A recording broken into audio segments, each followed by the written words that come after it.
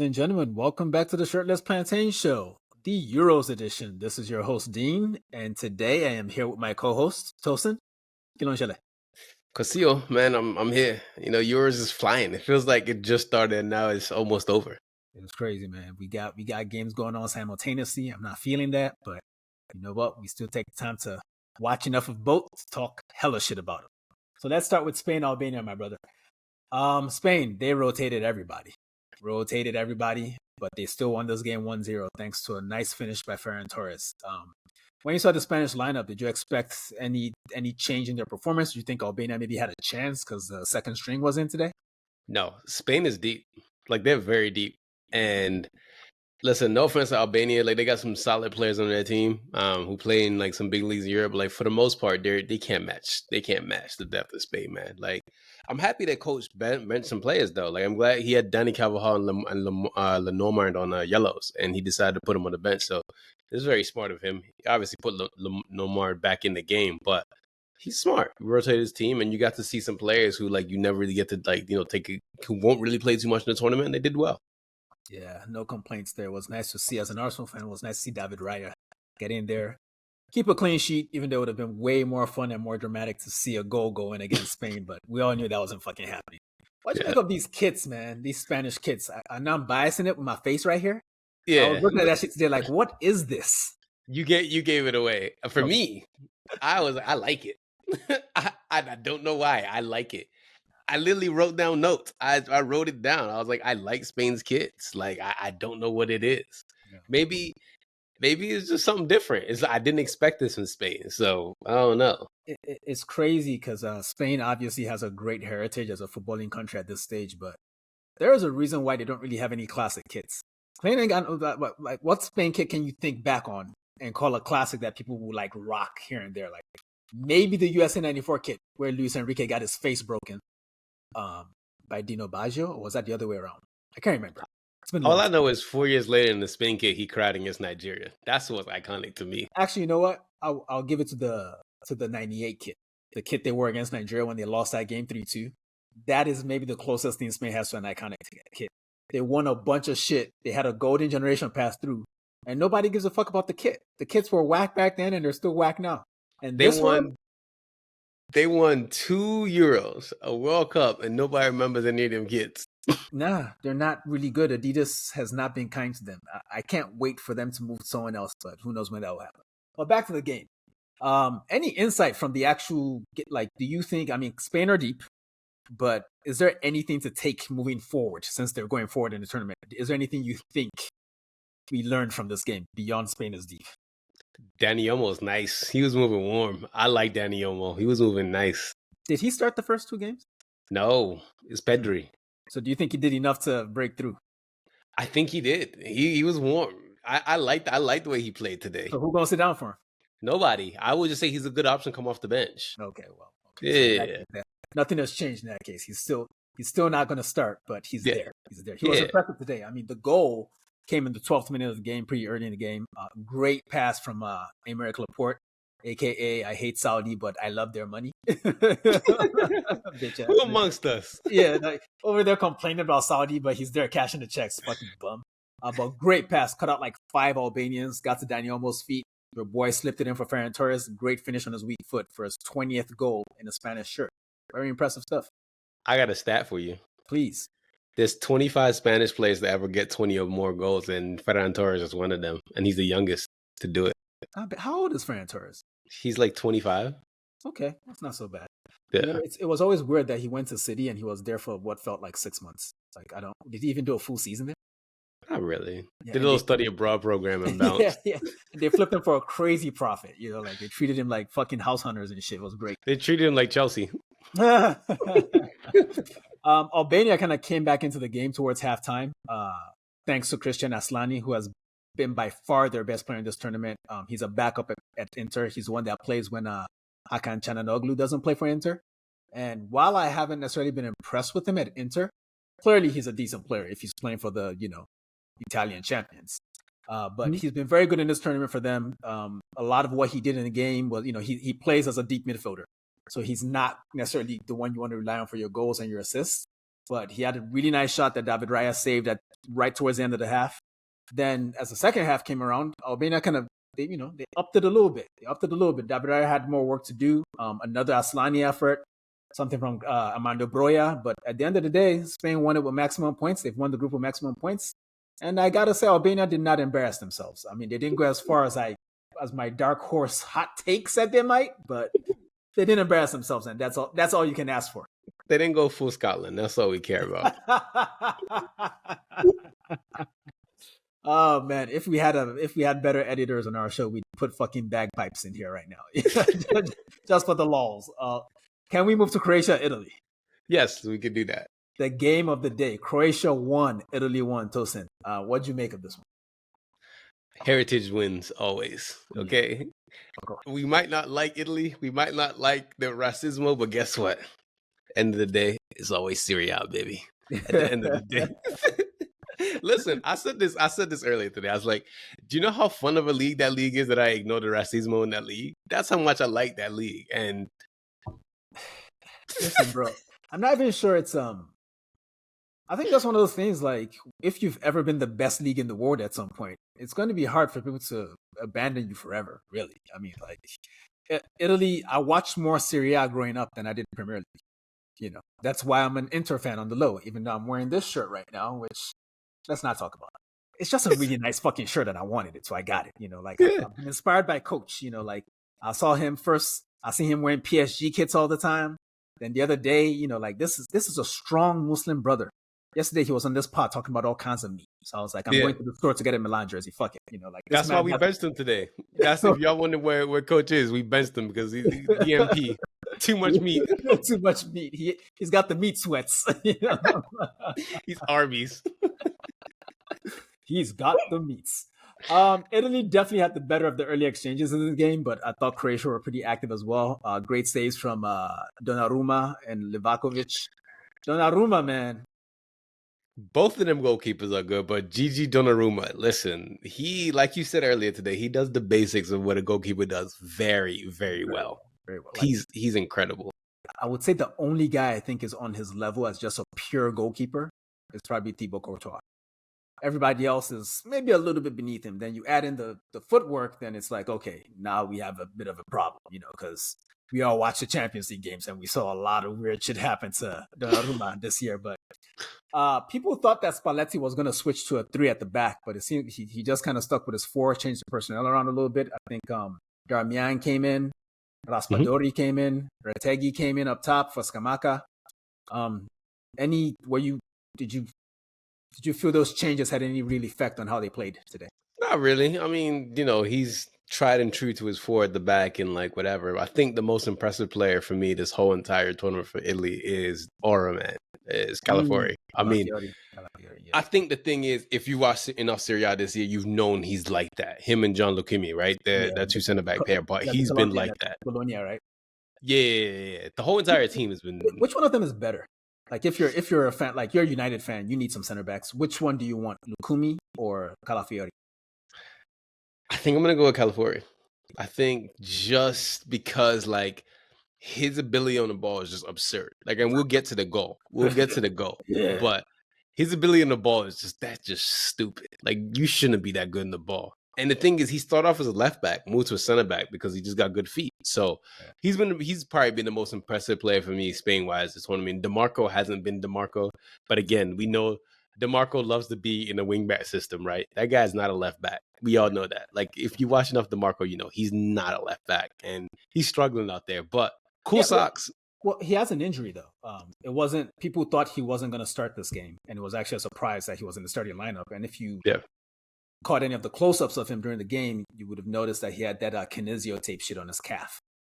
So I wasn't expecting much from him. And pretty early in the game, he got clattered too. Someone like kicked the shit out of him. And I was like, he's fucking done. Like that's that veteran Croatian shit. They're like, oh, it's a 50-50. Oh, about to kill you, nigga. And I think it worked. The first half was mostly Italy, I thought. Croatia just kind of looked like they were almost like, that thing they do where they kind of wait people out. Like, hey, you know what? We can run faster. We can run longer than you. And at the end of the game, we're gonna do something incredible and steal the points or get the result or get the draw or whatever. they didn't have to wait that long this time because once the second half started, they kind of picked up the pace a little bit, I thought. Turned it up a lot.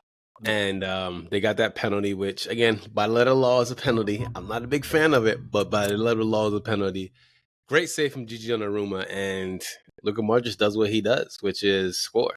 No, that's not what he does, nigga. Don't give that nigga credit for shit he doesn't do. He's Luka Modric. He don't score no fucking goals. He scores a couple every so. It's funny because he was walking up for the penalty, and the commentator was like, "Luka Modric, so calm. This is what he does." And it's like, bro, I can think of like 2 other occasions in my lifetime where Luka Modric has missed a penalty in a big game. Yeah, he's not that dude when it comes to that stuff. He's that dude for everything else, but not for converting penalties and high stressful moments. And you know what? I ain't gonna blame him because it's Donnarumma, man. That dude is huge. It's like putting Godzilla in the net or some shit. Man. How tall is Donnarumma? Gotta be 6'6" easy. That nigga needs to be hooping like Osama. Yeah, he's 6'6". He's 6'6" and like big, like wide too. Yeah, he's not a lanky 6'6". He's a very brolic individual, you know, like, or as Coach might put it, very meaty man. And you know what's the craziest thing? He'd probably end up just being a 2-guard in the NBA. Yeah, man, that ass, you know. I don't know, man. With them feet though, he probably got to go play in the post. He's gonna be a tweener. He's like Draymond at best. Yeah, you know? He's not going far in the league, man. But yeah, like I think we said it just a moment ago. The thing about Donnarumma is that at the traditional parts of goalkeeping, there are very few that can chat to him. Like, because even on the goal that they conceded, he saves the penalty. Ball goes out. 30 seconds later, Croatia cross it, and Budimir gets a header. He saves the header. That save was incredible, but there was only so much you can do. He had to put it back in a dangerous area, and Modric converted. And he kind of converted that one with like anger, like, "Oh, Benny, you're not getting close to this one, man." He roofed that bitch, so. But from that point on, I thought Italy responded well. Yeah, they did for sure, absolutely. But back to the Modric thing before we go on. Number 7 is going to take that personal because now what's it called is the oldest goal scorer in the tournament, Modric ever, and number 7 was all he wants all of it. So, well, what can he do about that? Then he'll be the oldest. Is he already older than Modric? Yeah. Oh, okay. That can happen, but the games actually get hard now. He had his chance to score against bum-ass teams, and he did it. He was getting assists so he could set eternal records. Like, oh, I have the most assists in Euros history. Like, bro, that shit ain't going to last, man. Like, someone like Florian Wirtz is taking that shit in like 10, 15 years, man. Like, so he'll get his goal. I hope he gets his goal. I don't know how I feel about this. How do you feel? Do you want him to get the goal? I don't care. But he sure got it, man. Y'all be wearing the same badge and shit, man. Y'all be doing this shit together, No, well, he's loyal to himself. I would say fatigue, obviously, because Modric is pretty old, and the booking, because he made a pretty rough tackle, and I think maybe it was Fratesi, I can't remember. But he came off, and I don't know if you got the same feeling I got in that moment, but I thought to myself, you know what? This might be the last time we see him because I just didn't have enough faith in Croatia to see this game out. Because, like you said earlier, once the goal went in, Italy actually responded pretty well. Spalletti made a bunch of subs. They kind of dominated the ball. Croatia naturally sat back a little bit more when it's playing on the break, but I don't remember them doing a whole lot after they scored. And Italy had some chances. There was a Bastoni header from a corner that should have gone in. In the first half. It was in the first half. No, that was the second half. That was the second half. It would have been an equalizer. There was also a Retegui cross that just rolled across the face of goal that like 3 Italians missed. So at that point, I'm thinking Italy can do this, and also I'm low-key an Italy fan, But did you think this was over? Were you getting your Sopranos memes ready? No, I had Sopranos memes for win or loss. I was ready. You're just ready for the gabagool. No matter what, the gabagool is coming out today. Real ready. There is something funny I did notice in the first half that Jorginho did that made me laugh. Jorginho got fouled. It was a foul. But Jorginho held his leg, looking at the ref and looking at the play to see whether he's going to call it or not. So when the ball was going forward, Jorginho got up. But if it wasn't called, Jorginho would have started rolling up. I was like, football players, I love you. We're scumbags. Yeah, it will never change. It will never change. It just, it's one of those things that when you think of this tournament has been really good with the reffing. I think it's good that the refs have let teams play. But ultimately, you see so many incidents where someone gets kicked or someone gets fouled a little bit and they keep going because they know what's going on in this tournament and they lose the ball. And you think to yourself, well, if he had just gone down, but even that doesn't guarantee you the call anymore, So shout out Jorginho for faking the funk. Yeah. Zakani came on for Darmian, and Skamaka came on for Jorginho eventually. And I wouldn't say they combined for the goal because your boy, Ricardo Calafiori, as you said on the tweets, he got his aura back. Hey, listen, that man was gliding through, okay? Looking like a young Nesta. I was like, who is this? Like, this guy is over here just gliding through the ball. I'm like, yo, wait, why is your center? He's done this other tournament. Like, he will pop up in spaces that, like, you don't expect him to. Like, today, he popped up on the right side. I'm like, yo, are you just doing whatever you want with the ball because you're really nice? So he glided through and found Retegui, and I'm not Retegui, he found Zakani, and that was Zakani's first ever goal for Italy. Crazy goal, man. Did it remind you of that goal that Del Piero scored against Germany back in 2006? In 06, yes. Yeah, I think his might have been better. Oh, it was because it was in the final. Well, not a final, but a semi. No. I think I might be a prisoner of the moment here. I think Zakani was better, just from a technical standpoint. I just feel like it went closer to the top corner than Del Piero's. I don't know. Are you looking it up? It was a semifinal. Yeah, it was a semifinal in extra time. Sorry.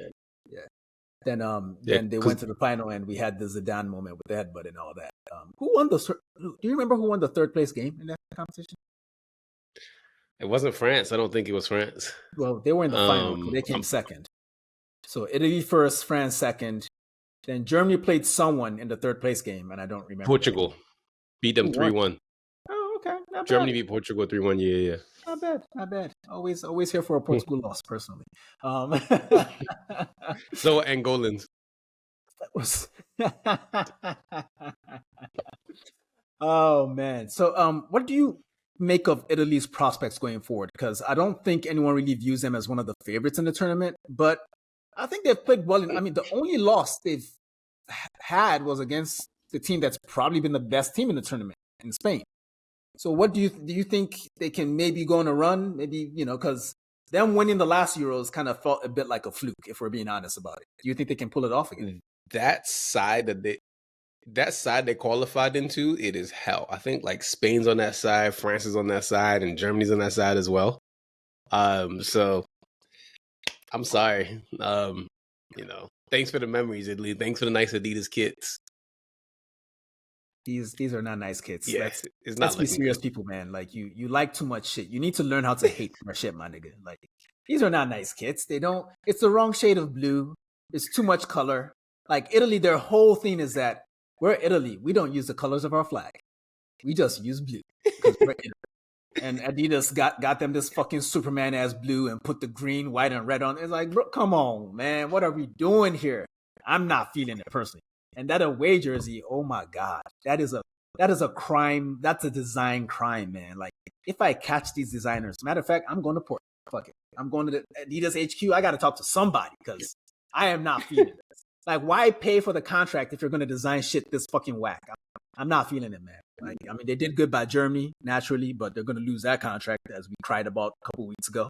But these Italian kits, they're not really fitting the Italian aesthetic, if you ask me. But I'm a hater, so. I'm just personally just trying to be nice. That's just my whole goal for June is to be nice. Maybe in July I'll be mean again. All right, well, I'll hold you to that. Yeah. But look, at the end of the day, it's the tournament is always the luck of the draw, right? Like you don't know who you're gonna get. Knockout tournament is very different than group stage, okay? Because now the big boys come out and play. So maybe now Scamacca can decide, you know what, I can score goals. So I think Italy's real problem is they don't have a clinical striker right now. And they need somebody who can put goals away. Chiesa's injury has definitely affected him. You're starting to see it more and more. Like, obviously, he did some things for Juventus a little bit this season, but I think that ACL, I don't know. It takes time. It takes time. I think very few guys that, like the guys that come back from an injury like an ACL and get right to it and look like they didn't miss a beat, those are the exceptions. I think most people that come back from an injury like that and eventually look good, they need like 12 to 18 months to really hit that level they were at before the injury, not to mention improving things, So I think with time, he'll get there and maybe with a different environment because I think Juventus might be getting rid of him or he might be wanting to leave, because they're talking the money and the money ain't sounding right. So, gosh, anything else you want to say on either one of these teams or anything else about the tournament today? Yes. Lamine Yamal had a touch in like the 78th minute or 80th, something like that, somewhere around that time. And it was so special. I was looking, it's like, wow, you really are 16 years old doing grown touches like this off the bench. Like, I'm very proud of this kid. Like, I don't even know where Barcelona spawned this kid from, but it was impressive. The first touch was very impressive. So that's the only thing I could take away from that Spain game. I know you're just like, whatever. He should have shot it, but hey, that stood out to me. I should have shot you before we started this fucking pod, nigga. You like all this fucking shit. Fuck out of here, bro. In any event, this has been the SPS Euros review for day 10 of the Euros. It's getting down to the serious business. Thanks for rocking with us. Please like, share, subscribe, comments, do all that shit. And when you comment, people, okay, don't take this as a diss. Don't be talking about how I look. I know I'm cute. I know that. You don't got to tell me that, okay? Don't talk about my aura. Don't talk about none of that shit, okay? I have a mirror. I know I'm a delicious man. Don't worry about that nonsense, you know. Stop looking at a man's muscles, too. Come on, man. They body shame me, man. They got me wearing shirts and fooling shit. It's hot where I live, man. I was trying to be, you know, a little more comfortable, and I can't do that no more because niggas is like, oh, your muscles is glistening, bro. Not shame you, mo. Don't do it again, okay? They really don't want it. They really want to be the shirted plantain show now. It's crazy, man. They won't let us be shirtless. I want you around. Anyway, tell the people peace. Peace. We're out. Take your shirt off.